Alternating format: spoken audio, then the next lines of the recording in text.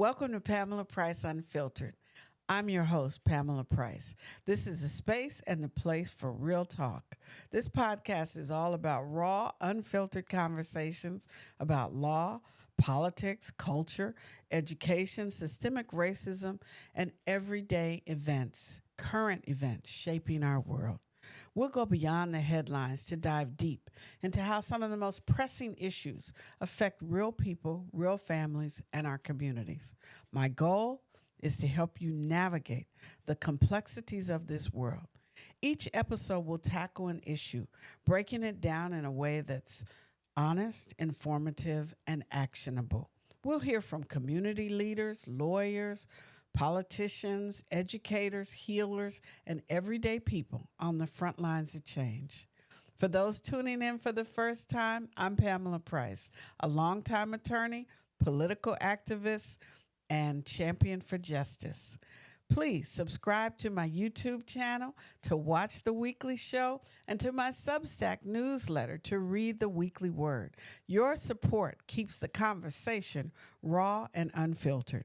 And you can listen to Pamela Price Unfiltered wherever you listen to your podcast. So welcome to Pamela Price Unfiltered. Let's talk about it.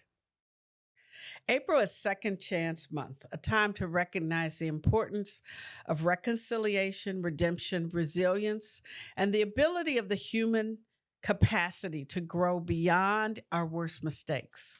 It's also a moment to highlight and evaluate the systems that too often deny people the opportunity for a second chance to rebuild their lives, especially for Black and Brown communities that have been disproportionately impacted by mass incarceration. Our guest today embodies the very essence of what second chances should look like in action, policy, and purpose.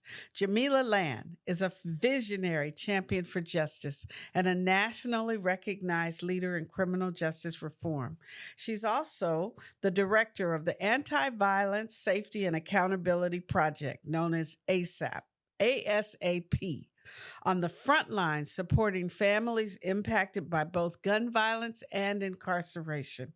Her work pushes for healing, transparency, and real accountability, not just punishment. She's also the co founder of the Abolish Slavery National Network and the founder of the National Coalition to End Felony Murder.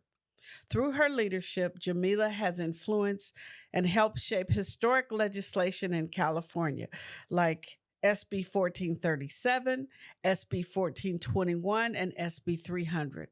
Bills that have changed lives and created opportunities and the very second chances that we're here to talk about. But her commitment to justice isn't just professional. It's personal, deeply personal. The tragedies and the deaths of close family members by gun violence or incarceration has fueled her mission and elevated her commitment and her voice as a powerful force in the fight for a justice system that values dignity and human life. Jamilia, welcome to Pamela Price Unfiltered, and thank you for coming to join us. Thank you for having me. I really appreciate you. And before we get started, I want to give you your roses, and I want to thank you for everything that you have done for us and our community as a collective. I take my proverbial hat off to you. Thank you so much. Thank you. I'm honored to have you in this conversation about your journey and the work that you're doing across the state of California and across the country, and your vision for how do we get to a society that does allow for second chances. So, Second Chance Month is all about restoring hope and opportunity, but that can mean different things depending on who you are and what you've been through. So tell us about the work you've been doing and your journey to become the leader that you are. Woo! You asked a loaded question. So I was born and raised here in the wonderful city of Oakland, California. My mother and father were both members of the Black Panther Party for self defense. Excuse me. I also grew up under Muslim leadership in my household, and it was all about community. It was about looking out for one another, taking care of one another. You know, I grew up in a time where if Miss Jenkins' lights were off, we ran that extension cord across the driveway and we made sure that her and those babies had lights for the night until the community could come together and pay her bill. So I've always kind of been a community activist in that way. But it was in 2016 when my son, my adopted son, was arrested for a triple homicide out of South Sacramento. And he was facing life without the possibility of parole. And ultimately, I embarked on a journey to help change California's felony murder law because I knew that was going to be the problem for him. And unfortunately, he was found guilty, even though he was not the person that took anyone's life. And he was sentenced to 3 consecutive life sentences without the possibility of parole, plus 10 years with 5 years time served. And so understanding that this young man had come out of the foster care system, that the systems were broken in regards to how it received and helped our community, it became a passion for me. You know, I got him when he was in the foster care system, about to age out. And he was an amazing, amazing kid, still is, you know, and it was some choices in life. You know, as we talked about before, oftentimes people choose criminal behavior as a form of a coping mechanism, either for unprocessed childhood trauma or out of a necessity in their community. The majority of crimes that we see in our community are economic based. Right? And so here we have a kid who's trying to eat, and he finds himself in a situation, and now he's serving 3 life sentences. And so for me, when we are looking at people like that, and there's several, right? Well, my specialty is felony murder and life without the possibility of parole, because the two go hand in hand. And a lot of people don't understand how egregious felony murder legislation around this country really is, that people can be found guilty for murders that they didn't actually commit. And so for me, for people who are incarcerated, who are wrongfully convicted, or who are actually innocent, second chance is a hard pill to swallow, because they should have a first chance at being able to prove themselves to be innocent. And so, wrap it up. Second chance for me looks like giving people an opportunity to actually address the issues that created the harm within themselves and then bled out into the community, that ultimately led to really, really bad decisions. Right. Well, you raise a lot of incredibly important and valid points. Talking about foster kids, I'm a foster kid, so I understand. Foster kids come out, they're confused, they make a lot of mistakes. Talk about trauma that young people go through and how that trauma gets expressed in our community and comes out looking like crime. And then the felony murder rule, which you absolutely correct. It tends to punish the person with the least amount of intent, unintentional killings that persons are involved in, and particularly a kid who makes the wrong choice, does the wrong thing without even really knowing, and they end up with a LWOP sentence. And we know in Alameda County, 82% of the people serving life without parole sentences from our county got those sentences under the age of 21. So it's a travesty that LWOP is primarily designated under the felony murder rule, and it particularly impacts young Black men. And that is the reality of it. And so having second chances, which LWOP doesn't even really, you don't get to that, right? That's It's a death. It's death by incarceration. right, right. Let's be Death, very clear for the people who are listening to this that life without the possibility of parole is a death by incarceration sentence. And as you talk about, you know, the age group as well as the ethnic makeup, there's a case I want to just briefly highlight right here.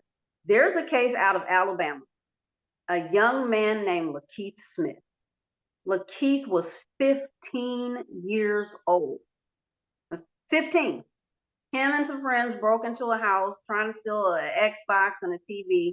Law enforcement was called out. The cop shoots his friend and kills him. They charge this 15-year-old kid under felony murder and convict him and give him 65 years in prison for the cop killing his friend because of felony murder. right. That's problematic. And those are things that people don't know about. People don't know that almost 70% of the women that are incarcerated in California prisons are there on felony murder convictions. Those women, a large percent of those women are also survivors of domestic violence and human trafficking. But because of the way legislation is written in this state and in this country, people who are oftentimes victims or survivors of crimes and harm are turned around and punished the same way. So you have a woman who's been sex trafficked, she's a victim, but you're going to turn around, you're going to prosecute her, and you're going to put her in prison. And God forbid that the person who was, exploiting her harm someone in the process or kill someone. Now she's going to prison for felony murder because of something that someone who was harming her did. And these are the conversations that people don't want to have. Okay, because when we start talking about public safety, well, you know what it is. We live in a country that has relegated people who look like you and I to the darkest corner of subhumanity. So for years, we have systematically been conditioned to see Black skin as a threat. So when the news and everything else is showing all of these Black faces, Black men, Black women, Black children, nobody really cares, right? Because, well, we're all whores and prostitutes and pimps and drug dealers and baby mamas and baby daddies, and we have no structure, we have no community, we have no culture. And that is about as far from the truth as it is. But we don't have the resources because we live in a country that, well, our Constitution says we're 3/5 of a human being for purposes of representation. And a socially constructed entity that says our Black eye has no value unless we are a tradable commodity. So that's why legislation like felony murder continues to fuel the prison system, because we have people who are being exploited, which gets into the slavery abolition. Because as long as we can keep these prisons filled with bodies to perform work that can be exploited for the economic gain of either private industries or the state of California, we're going to keep having it. So then where does second chance come in? Right. So talk about your work with the National Coalition to End Felony Murder. And then I want to get into the anti-slavery movement. But first, let's talk about that. Okay. So that's a huge thing. So in 2018, several states came together, starting with Colorado, and we formed the Abolish Slavery National Network. And we are a national coalition that to date we have successfully removed involuntary servitude and slavery from 12 respective states' constitutions. We've worked with over 30 states. This year, California, we are on our third go-round to remove involuntary servitude from California's Constitution, because a lot of people have the misconception, and what we found to be challenging the most, no matter what state we're in, but especially California, is educating people on what is legal constitutionalized slavery, right? When you say slavery, people think of something old and archaic. And people say, oh, slavery was ended with the passage of the Emancipation. Like, what are you talking about? No, slavery was reconditioned. If you look at the language in the 13th Amendment, it is very clear that slavery nor involuntary servitude shall be permitted except for the punishment of crime. Now, some states like California have altered their language a little bit. So California's constitution reads with they use the punctuation mark, right? So it's got a period. Slavery is not permitted, period. However, involuntary servitude is still permitted if you have been duly convicted of a crime. Well, California is really special in that now I'm about to tell some of our secrets, because this is a part of what I think people need to understand and know. So California is interesting in that not only do we possess this language in our state's constitution, we have gone so far as to codify it in our penal code. So for example, Penal Code Section 2700 states that every able-bodied person incarcerated in a California prison shall perform as many hours of faithful labor each and every day as prescribed by the director of the California Department of Corrections and Rehabilitation. Now, here's where it gets real interesting, right? Because that director is also known as the secretary of CDCR, aka the top warden. However, there's also another little trick in here. There's an entity called CalPIA, California Prison Industry Authority. CalPIA runs all of the factories inside of our prisons. People don't know we produce everything. eggs, milk, cheese, bread. We package beverages, teas, coffees, sodas. We make road signs. Ever go to the hospital and get that little plastic bag that says property? Made in a prison. You know the little boxes that they give you with the tissue that says Medline? You should research Medline. Made in a prison. The little drape that they pull? Made in a prison. The desks that are in most government buildings?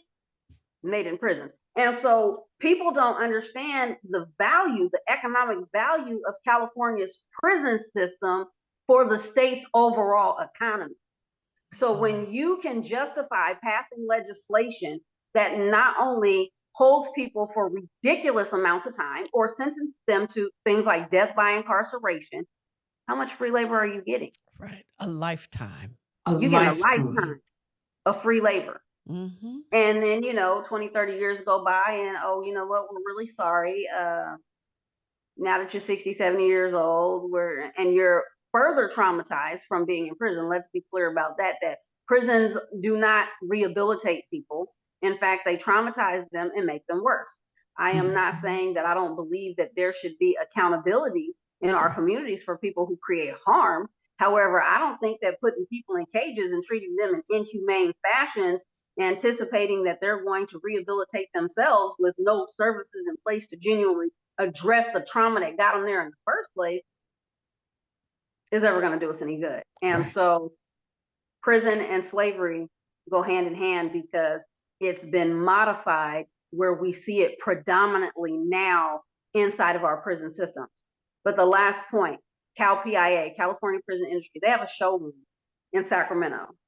But CalPIA has a board, and the board is structured like a corporation. And the chair of the board is appointed by the governor of the state of California. Guess who the chair of CalPIA's board is? You guessed it.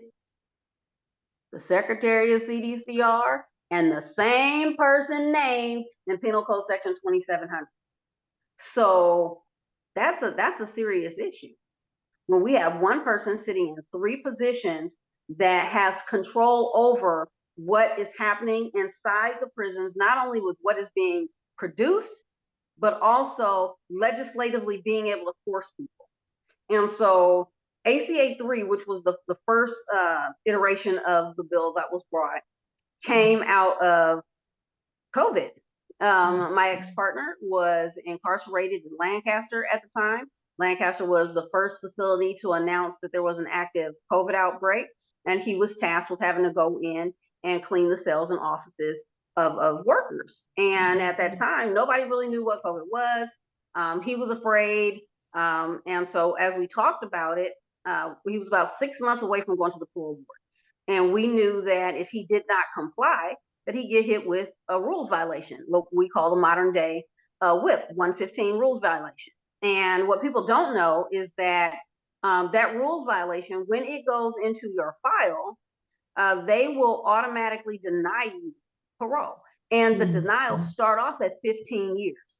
So, and then depending on mitigating circumstances, they walk it down. So from 15, 10, 7, 5 to 3 years is the minimum that you could get, all for refusing to work. Let's be clear about that. This isn't about, oh, I'm only getting 8 cents an hour and the state is taking 55% of that.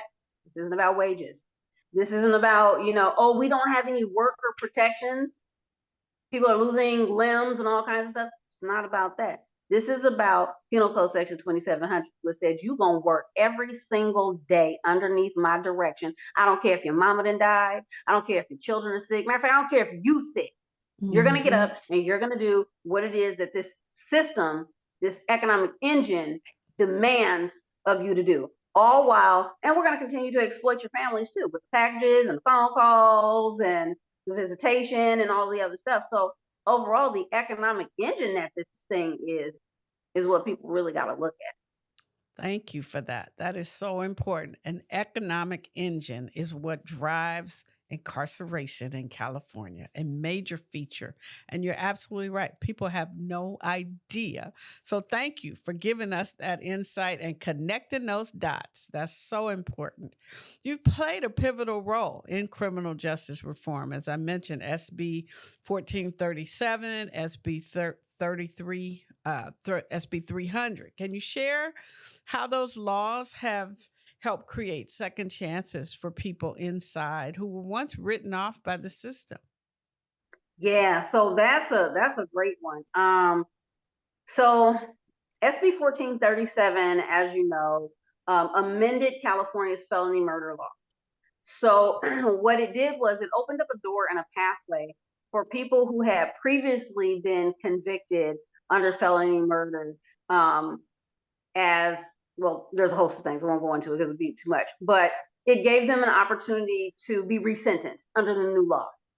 And so SB 1437 was vitally important and really personal to me because of what was happening with my son at the time. And at the time that he was arrested, it was a Senate concurrent resolution, and we didn't know if it was actually going to become a bill that we could then get passed. And so I was very hopeful that once we got that bill passed, that at the time of sentencing, he would be able to benefit from it. And what ended up happening was something completely different. He ultimately was convicted under the old law. His trial ended in October. Jerry Brown signed the bill that Wednesday. His trial ended Monday. He signed the bill that Wednesday. January 1st of 2019, it goes into effect January 4th. They sentenced him under the old law. Wow. Yeah. So now it is a judge made that decision, right? Yeah. I'm just gonna tell it all, because folks who know me, they know I just don't care. That's why I never do good in certain spots. A white woman who made it very clear that she was not happy about my presence in the courtroom. I was thrown out of the courtroom. The district attorney actually lied and said that he was afraid of me and that I was intimidating him in the hallway. And so they made it very difficult for me. But to put this in context, what was happening at the height of this time, we had the Stephon Clark killing, we had the district attorney's race going, we had the sheriff's race going, we had investigations into the sheriff's offices. Then you've got a triple homicide. You don't get triple homicides very often. And that looked great for a judge who was looking to retire and who misinstructed the jury, who we later came back. We asked for a mistrial 2 or 3 times and it was denied. The judge went on vacation. We had, 2 substitute judges. We had juror misconduct. We had judicial misconduct on the behalf of the judge who was inquiring about the juror misconduct. She went a little too far. But again, the courts say, hey, well, this is what it is. Come back on appeal. And we know what that looks like. And so my son has been sitting in a prison cell for almost 8 years now for a crime that he did not commit. And he has had to endure things that no human being should have to endure. I'm constantly worried about his mental health. I'm worried about suicide. I'm worried about fights. I'm worried about, violations of numerous things. And so it's a challenge. It's a real challenge, because we're hopeful that legislation can help change, but at the end of the day, you can't legislate away racism and hatred in people's hearts. And a lot of this legislation is rooted in systemic racism, whether people want to say it or not. Right. Well, this is Pamela Price Unfiltered. So thank you for sharing your personal experience with injustice with us. And we know you're absolutely correct. And the legislators can pass the laws, but when it comes down to it, what happens, the decisions that are made in the district attorney's office and the rulings that are made by a judge in court is what shapes what justice really looks like for everyday people. So, and real quick, I want to say this, right? And again, back to thanking you, because there's a lot of people who have seen you in the role of the DA, but I've been fortunate enough to see you as my sister, as a woman, as someone in the community. And you embody these things. And I think that's a part of the problem why people push back on you too. Because you came in and you saw some of the things that were going on, and how dare you actually address these things. But I want to thank you on behalf of the people that during your tenure benefited from your insight, from your knowledge and your wisdom, and your fighting for the people even when people didn't want you to. And so for those folks, I thank you. We Thank need more you. folks like you. Thank you. Of course, I understood that it's so important to stand up for what you think is right, even if you're standing alone. And fortunately, I was not standing alone inside the Alameda County DA's office. And I am forever grateful for my team that shared the vision, that understood what we were there to do, which was really to do justice for the people. So Yeah. thank you so much for your Thank you. insights and for your work in making the system more humane and for everybody, for all of us, and recognizing the trauma that our community suffers that impacts all of us, and for keeping the faith and doing the work that you do, despite, I'm sure, the criticism and those who Girl, want to stop you and stand in your way. I'm so proud of you that you are thank still you. standing strong and moving forward and doing everything you can to make the world a better place. So thank you for joining me and for Thank you for sharing with having me. us on Pamela Price Unfiltered.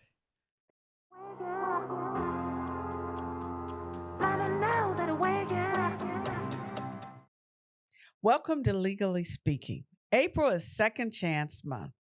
As we discussed in the previous episodes of Pamela Price Unfiltered, the Second Chance Act passed in 2008 and the First Step Act passed in 2018 were national initiatives to repair the devastating harm caused by mass incarceration.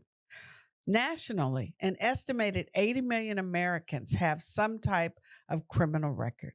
California has been on the path to reducing incarceration since at least 2012. As a result, California's entire sentencing structure has changed over the last 10 years. Midterm presumption for sentencing was a huge change in how people are sentenced. SB 567, enacted in 2021, requires judges to impose a midterm penalty as a punishment, not the harshest penalty when sentencing someone, unless there are aggravating circumstances. And they have to put it on the record. What are the aggravating circumstances? The number of people eligible for resentencing in California because of the many changes in the law has grown far beyond the capacity of most district attorneys' offices to timely process the petitions. There are backlogs in mandatory resentencing in cases across the state. In Alameda County, the new district attorney stopped the resentencing hearings shortly before she took the oath of office, leaving many petitioners, survivors, and the court in limbo for months. But giving people the opportunity to rebuild their lives after serving their sentences goes beyond resentencing. The next essential step is bringing people safely into the community, back into the community, and with the right tools for success. It's called reentry. In Alameda County, as the district attorney, I knew that if you are resentencing people, you need a reentry team.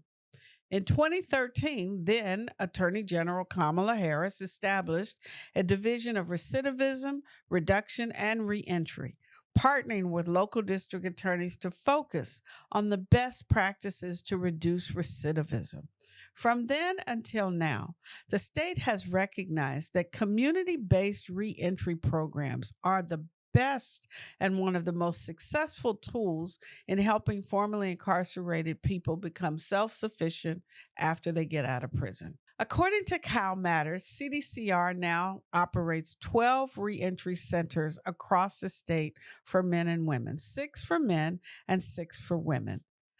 All of the reentry centers sponsored by CDCR in California are in Southern California, and only 2 of the CDCR reentry centers for women are in Northern California. CDCR regularly reports recidivism rates, meaning arrests, convictions, and returns to prison, through its recidivism data dashboard. In 2021, the state funded a program of the Anti-Recidivism Coalition called ARC, and that program was the Hope and Redemption Team called HART, HART. The funding at that time allowed ARC to expand its programming in 31 of California's 33 prisons.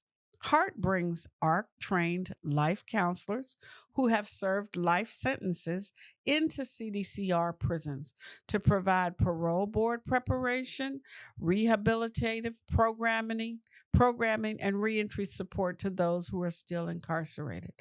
The HART program is a 12-week initiative designed to equip incarcerated persons, men and women, with the tools necessary for personal growth, responsibility, and successful reintegration into their community.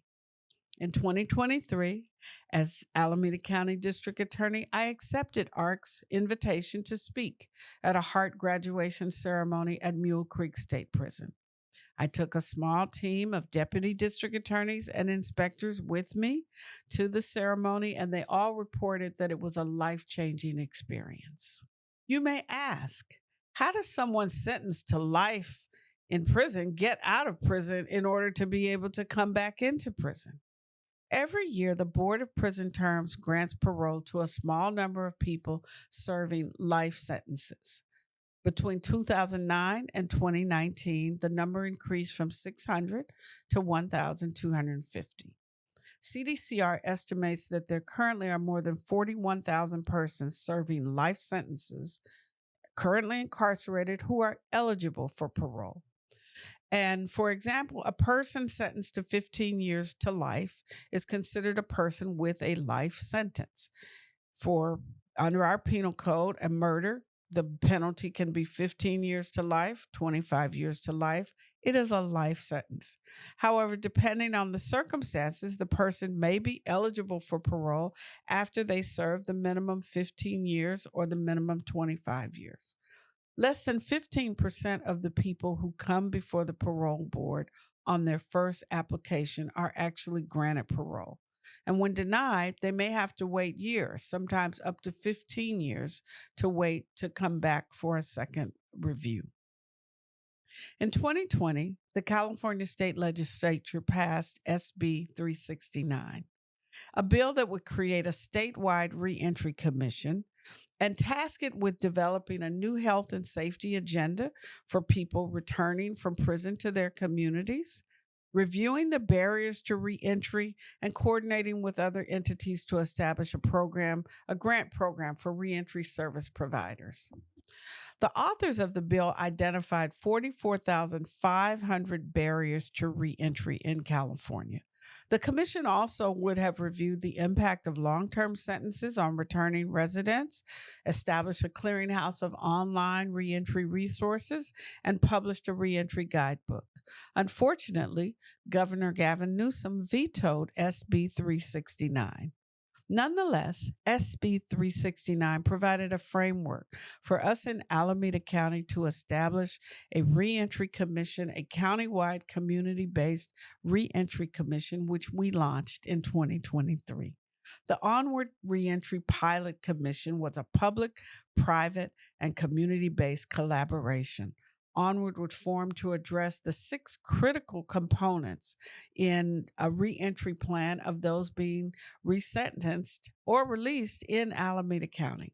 Onward had 6 teams formed by community organizations, faith-based groups, public employees, and private businesses to serve as collateral support for resentenced individuals.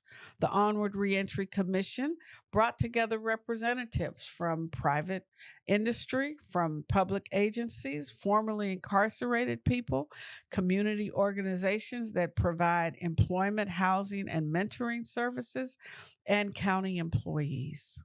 All of these folks came together in the Onward Pilot Reentry Commission to create successful pathways from prison to home for Alameda County residents.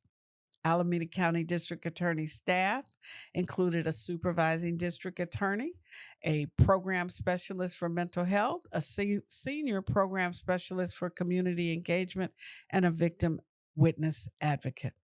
In 2025, the Onward Reentry Commission was disbanded by the new district attorney, Ursula Jones Dixon. Once again, politics trumped public safety in Alameda County. Let's move on to correct the record. She won't prosecute cases. One of the main fear-mongering narratives of Project 2025 used to attack progressive prosecutors is the false narrative that we won't prosecute cases. In Alameda County, this conservative talking point was amplified by none other than the Oakland branch of the NAACP. That branch has often been aligned with the Alameda County Republican Party under the leadership of Bishop Bob Jackson, a prominent Black Republican. In July of 2023, the Oakland NAACP published an open letter under the leadership of Bishop Bob Jackson, Terry Wiley, and Lauren Taylor, both who lost their races in 2022, declaring to the world that as district attorney, I was unwilling, quote, to charge and prosecute people who murder and commit life-threatening serious crimes. Ironically, the Oakland NAACP branch made this malicious allegation without ever talking to me or any one of the members of my executive leadership team, who happen to be primarily well-accomplished Black lawyers and professionals. This soft on crime allegation was not based on any data because there was none available. The district attorney's office did not have a credible system to track charges or cases when we got there. Pleas, convictions, sentences, dismissals, or acquittals are recorded in the court's records, not tracked or recorded by the district attorney's office. In the absence of data, right-wing operatives and the media relied upon anecdotal cases. A handful of cases were sensationalized, and the survivors of homicide victims were easily weaponized in their grief to call for the harshest possible punishment, regardless of the circumstances. In one very high-profile case, the media and the right-wing operatives attacked us for, quote, failing, close quote, to prosecute an innocent man. We were wildly accused of racism and favoritism based on race and being insensitive to the family that survived and witnessed the terrible attack that accidentally killed their loved one. When the judge threw the case against the wrong man out, no one made note of the fact that my predecessor had actually charged the wrong man, an innocent man, with murder and incarcerated him for a period of years. This happened in multiple cases. When the facts got in the way of the false narrative, the recallers just dropped that case and moved on to the next one. Throughout my tenure as the first Black female district attorney in Alameda County, the media questioned my every move and attacked my right to use my prosecutorial discretion as if I was too big for my britches. The number of public records requests from the media soared during my administration. We received requests for all of my emails, all of the emails of my chief assistant district attorney, all of the emails of my communications director, all of the documents related to Special Directive 23-01, the resume and job application of every employee we hired over 20 months, data on every case filed by the office, data on the number and types of cases being prosecuted, and data on the disposition of cases, which again, we did not have. Some of the more outrageous records requests included allegations that I was destroying office furniture, Presumably, they were referring to the famous Earl Warren desk, and that I had hired my own private armed security guards, presumably referring to the Alameda County District Attorney Inspectors Division, founded by Earl Warren in 1925. So, what are the actual facts about my record as the lead prosecutor for Alameda County? What did the data show? In our 2023 annual report, we were able to show that we took action on 11,977 police reports. That's almost 12,000 police reports. Working with the California Policy Lab, we were able to establish that the number of reports from police agencies went up in 2022 and declined in 2023. We filed charges on 62.9% of the reports submitted for our review, and rejected approximately 34% of the police reports that we received for various reasons. The percentage of cases processed in the first year of my administration was higher than the number of cases processed by my predecessor in both 2022 and 2021. The number of cases that we filed by charge level showed that we were consistent with the history of the office. One of my goals for the county was to open up the black box of justice for our community. We had weekly press conferences. We published a monthly newsletter called the DA Debrief. We published weekly newsletters called the DA Weekly. We also worked to create a public dashboard with publicly accessible data on the work that my deputies were doing. When someone leaked the information about our work to reduce a backlog in misdemeanors to the San Francisco Chronicle, we shared the information that we discovered about the problem in a press conference and told the public what we were doing to fix the problem. In September 2023, I challenged my team under the leadership of Tara Anderson, the Assistant Chief of Administration and Operations, to give the public a report on the number of cases filed, the type of cases filed, and the source of the cases. Chief Anderson completed the first major step of her assignment in January of 2025, when the public dashboard went live. Only a few district attorneys' offices in the whole state of California have a public dashboard. In the Bay Area, we joined San Francisco and Santa Clara as the only district attorneys' offices to provide a public dashboard accessible to the public.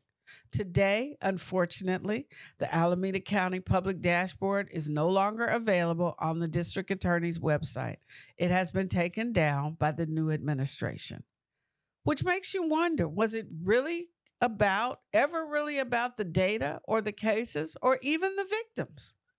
I can assure you, I did not destroy any furniture, steal any furniture, buy televisions for the folks incarcerated in Santa Rita, hire armed security guards, or use any authority in my power to extort, coerce, or intimidate anyone. Thank you for tuning in to Pamela Price Unfiltered. Don't forget to like, share, and subscribe to our YouTube channel. And please subscribe as a founding member or a paid subscriber to my Substack newsletter this month to get the weekly word from Pamela Price Unfiltered. Your support keeps the conversation raw and unfiltered. And you can listen to this podcast wherever you get your podcasts.